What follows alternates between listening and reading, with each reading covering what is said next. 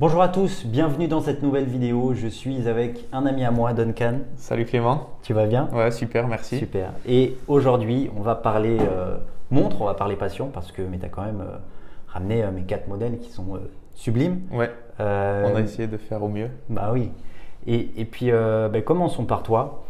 Présente-toi un peu, qu'est-ce que tu fais dans la vie? Donc du coup, je m'appelle Duncan, je suis passionné d'horlogerie depuis maintenant quelques années et je travaille en tant que community manager et watch trader chez Watches World. Donc on a nos bureaux qui sont à Paris et d'autres places dans le monde entier en fait. On a 9 bureaux et ma passion pour l'horlogerie, elle est venue très jeune on va dire. Donc en voyant des membres de la famille ou des amis porter des montres assez sympas depuis toujours. Moi, je suis originaire de la région marseillaise, donc une grosse attache pour les plongeuses. Et notamment les Comex, on en a vu quelques-unes passer. Les Comex donc, à Marseille. c'est ça, et comme je te disais, je pense que tout passionné de la région marseillaise, passionné de longue date, a eu entre les mains ou dans sa collection une Comex un jour. Pour ceux qui les ont revendus, ils doivent s'en mordre les doigts aujourd'hui parce que tu as vu l'évolution du prix qui est assez qui a bien explosé. Folle. On peut le dire, hein, une Comex à l'époque, ça se revendait pour l'équivalent de 3000 euros. C'est fou. Et là, aujourd'hui, on est sur du minimum 70-80 000 euros pour les premiers prix. Donc, et les plus beaux, et les plus beaux, ça touche les 130, 140 000 euros. Aujourd'hui, tu es venu avec 4 montres qui sont sublimes, mais des modèles iconiques. Donc on va commencer par les deux Patek là. J'avoue qu'ils me font quand même un peu de l'œil. Pas de souci. Mais qu'est-ce que tu pourrais nous dire moi, je suis un très grand adorateur de l'or rose en fait. À la base pour les montres. J'adore les montres en or rose. On va commencer par la 5711. Donc bracelet en or. Voilà, bracelet en rose, mécanisme apparent. Fond chocolat, c'est une pure réussite je trouve. Elle donne ce côté classe et luxueux de la montre avec une finesse et qui passe partout en fait quand tu la portes. Parce que tu peux la mettre en t-shirt, en chemise, comme je te disais tout à l'heure. Petite chemise, l'été c'est super. Une petite chemise sympa. Ouais. Aujourd'hui, avec l'annoncement de l'arrêt de la 5711 acier, les cotes, c'est pareil, elles ont vu une certaine explosion. Elles ont bien augmenté. Donc voilà, modèle mythique qui se retrouve dans les mains de gens pas forcément passionnés à l'heure actuelle. Mais bon, c'est ce qui fait le marché horloger d'aujourd'hui et qui fait qu'il en faut pour tout le monde en fait. Complètement. Donc modèle mythique de la maison Patek Philippe, designé par Gérald Genta. Qui a aussi designé la Royal Oak. Donc elle a été présentée en 76. Mais c'est vrai qu'après, de ce qu'on a pu de remarquer, c'est que dès que Patek a dit on arrête les 5711, tout a augmenté en fait. C'est ça. Tous les autres 5711 ont pris aussi. C'est ça. Nous, sur les groupes de marchands, aujourd'hui, tu vois des 5711 acier passer sur un prix on va dire, de vente de 80-85 000 euros à peu près. Ça se vend aux alentours. Et il y a certains vendeurs qui les proposent à 110, 115, 120 000 euros parce que c'est les dernières productions, donc fin 2020, voire début 2021. Donc souvent des montres encore sous scellé. Donc ça touche des sommets incroyables. Et donc le modèle en or rose s'est vu réajusté sur le marché, ce qui est aussi normal.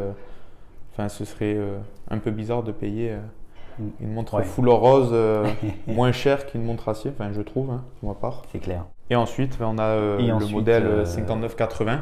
Donc, qui est un peu plus grosse. Qui est un peu plus épaisse. Donc, tu feras les zooms sur la vidéo.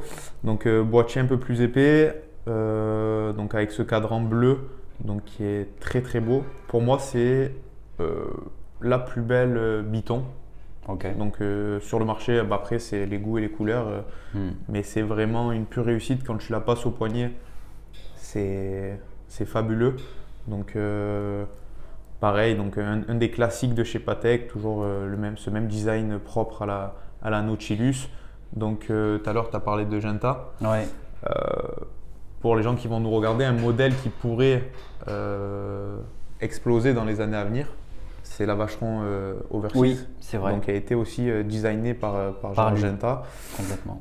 Qui a un peu les caractéristiques, même beaucoup de Patek, c'est-à-dire que c'est une maison qui a plus de 100 ans, mouvement manufacture, une qualité incroyable. Donc, comme on peut le voir là sur la Patek, c'est des finitions folles. C'est-à-dire que le boîtier, les finitions sont faites à la main, poinçon Patek. Voilà. Aujourd'hui, le modèle qui pourrait s'en rapprocher sur un prix beaucoup plus correct, ça va être la Vacheron Overseas. Donc en dual time, en chrono ou en classique. Mais où on est sur ça se trouve aux alentours de 23-24 000 euros à peu près. Ok. Donc pareil, fond bleu, voilà, ce serait le modèle qui se rapproche. Pour ce modèle, honnêtement, moi je le trouve très sobre en soi, parce que même s'il y a de l'or rose, comme tu le vois, c'est beaucoup ouais, après... moins de tape à l'œil. Donc toi, tu me disais que tu préférais le modèle full or.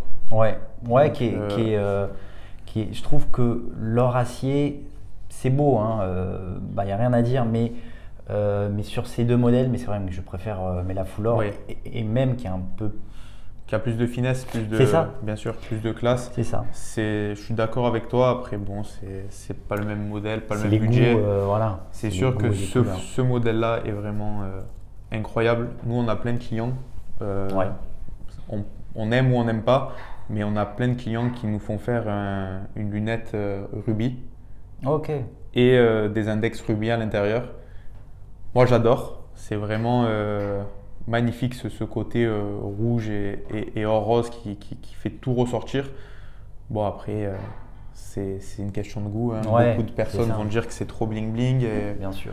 Ils ne vont pas apprécier, mais bon, c'est quand même beau. Pour ce modèle, ouais, comme tu disais, c'est vrai qu'il est un peu plus épais, donc c'est peut-être un peu plus sportwear. Quand tu t'habilles un peu plus sportwear. C'est vrai que mais j'en ai pas encore vu au poignet de quelqu'un, mais contrairement à la 5711. Ouais. Tu vas la passer après si tu veux. C'est ça. Donc passons à la troisième montre. Voilà, donc là on va prendre partons sur la Tudor. Donc c'est une Tudor P01, donc on change un peu de budget, de catégorie. Mais d'univers aussi. Hein. Exactement, donc on est sur une plongeuse. Mais ça n'en reste pas moins quelque chose de très très joli, que moi j'adore. Donc c'est pareil, c'est un modèle qui est sorti en 2019. Donc si je dis pas de bêtises, c'était durant Baselworld. Okay. Moi j'avais participé, donc j'avais vu ce modèle et pour moi c'était vraiment le seul modèle qui sortait du lot cette année-là chez Baselworld en fait. De tout ce qui était un peu sorti, c'était vraiment le modèle que je te dis, enfin un peu de prouesse, ou je sais pas comment te dire ça, un truc qui sort du lot, qui change, que ce qu'on pouvait voir, tu vois, tous les modèles un peu classiques ont changé les coloris. Rolex, ils ont sorti la Batman Jubilé cette année-là. C'est pas une innovation, il n'y a rien qui sort du lot. Patek n'avait rien sorti de fou. Voilà, Tudor avait pris cet héritage un peu d'un modèle phare qui était un prototype. Ils avaient décidé donc de le sortir comme celui-ci.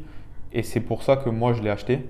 Donc en fait, ça c'est une montre perso que j'avais acheté parce que je trouvais ce modèle vraiment unique. Un peu iconique, tu n'en vois pas partout.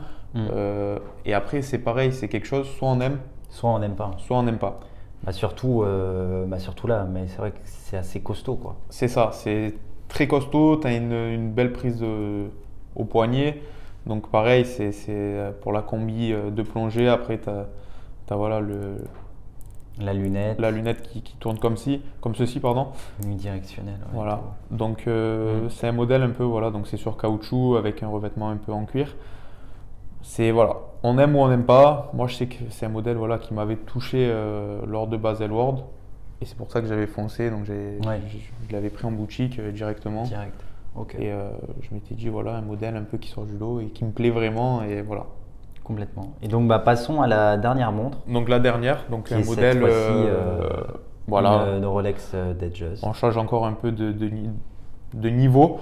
Donc là, vous allez le voir, il y a 3-4 niveaux même. Donc, il y a du plus de 100 000, du 85 000 euros, 88 000 euros.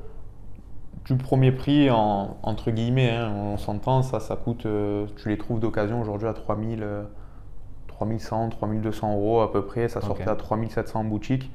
Mais d'occasion quasiment neuve, aujourd'hui ça sort dans ces eaux-là. Et là, on est sur le modèle un peu recherché de la catégorie Datejust. Donc la Wimbledon, donc qui est très très belle pour moi. Honnêtement, cette alliance de lunettes cannelées avec bracelet jubilé, je trouve ça magnifique. Inversement, sur Oyster, je préfère la lunette lisse. Ouais. Je trouve que ça va mieux, c'est plus épuré. Je partage aussi ton avis. J'aime pas trop le mélange soit jubilé et lunette lisse. Je suis vraiment pas fan. Et le mélange cannelé Oyster, je suis pas non plus. Pas non plus fan. Donc là, on a un cadran qui est gris. Donc on a des beaux reflets avec les chiffres qui ont le contour vert, parce que c'est seulement le contour qui est vert et pas tout le chiffre. Au soleil, c'est pareil. Le cadran, il ressort, c'est incroyable. Je trouve une très belle réussite de Rolex, qui avait été fait pour le tournoi de tennis en rapport, qui a ce surnom par rapport au tournoi de tennis. Donc c'est Roger Federer qui portait ce modèle à la fin, officiel, quoi. Oui, qui est sponsorisé Rolex. Et voilà, je trouve ça super beau, super classe. C'est vraiment, si vous cherchez une montre sportive et classe à la fois, que vous allez pouvoir mettre au bureau, en chemise, tout ça. Honnêtement, c'est un super compromis. Je sais pas toi ce que tu en penses. C'est vrai qu'elle reprend les codes de la toute première Datejust, mais sortie en 45, mais qui avait justement la particularité d'avec ce bracelet jubilé et cette lunette cannelée. Et c'est vrai, certes, elle est assez compliquée à se procurer en boutique parce que justement, elle nécessite un certain niveau de production. Et qui a une très forte demande. Voilà. Et il y a aussi une très forte demande pour ce modèle, plus particulièrement. Et qui a beaucoup de charme, quoi. Et puis, c'est vrai, mais que ça se porte un peu partout, quoi. C'est ça. T-shirt, costume. Exactement. Ça passe. Après, en termes de prix, c'est un modèle qui se retrouve en boutique à 9300 euros. Ouais. Et qui se revend tu verras chez les marchands, entre 11 000 et 12 000 euros selon l'année, l'état. C'est ça. Donc théoriquement, dans les 11 500 euros à peu près, 11 800 sur du modèle neuf. Du fait qu'elle soit compliquée. Exactement, qu'elle soit difficile à trouver. Aujourd'hui, Rolex, quel modèle acier n'est pas compliqué à trouver, honnêtement. Oui. Parce que quand tu vois l'ampleur même des Oyster Perpetual là, qui sont sortis de couleurs, complètement. Les couleurs un peu jaune, bleu turquoise et rouge ou verte, c'est très compliqué. C'est compliqué de partout. C'est vraiment. Il n'y a pas de solution chez Rolex aujourd'hui. C'est soit on passe par le marché gris, soit on attend. Soit on attend. On attend, mais vu qu'il y a une augmentation de prix tous les ans, au final l'attente se retrouve à être payée aussi. Donc c'est un peu dommage, moi je trouve, en tant que passionné aussi, de devoir attendre surtout. C'est pas le fait de payer plus cher ou non, c'est vraiment le fait d'attendre, parce que quand on veut quelque chose, souvent on le veut tout de suite. Mais on se retrouve comme dans l'automobile, chez Porsche, chez Ferrari, où les bons de commande, ça dure 1 an et demi, 2 ans. Donc c'est pareil, c'est la même chose aujourd'hui. Et si on veut le modèle tout de suite, on nous appelle et vous l'avez en une dizaine de jours. Après, mais c'est vrai que c'est une période particulière parce qu'avec le Covid, pas mal de boutiques ont fermé, mais je sais ils ont dû fermer pendant quelques mois, mais certaines de leurs usines. Ouais, la production, nous on a eu quelques échos. Après, c'est pas des chiffres officiels déclarés par les sociétés, mais on est sur une baisse de production de Patek Philippe de 30 à 40% sur la période du Covid. Même chose sur Rolex, on est sur du 30%. Audemars Piguet, pareil, 30-40% d'arrêt de production. C'est pas des chiffres officiels, mais ça donne déjà une idée de le marché en 2021, c'est-à-dire des boutiques encore plus vides qu'à l'heure actuelle, parce que moi je vois, il y a plein de boutiques Rolex où, à part de l'or rose acier ou de l'or jaune acier, il n'y a rien de sympa à voir, même si, s'ils pouvaient mettre quelques modèles vendus, les laisser au moins une semaine, histoire que certaines personnes puissent les essayer, voir au poignet.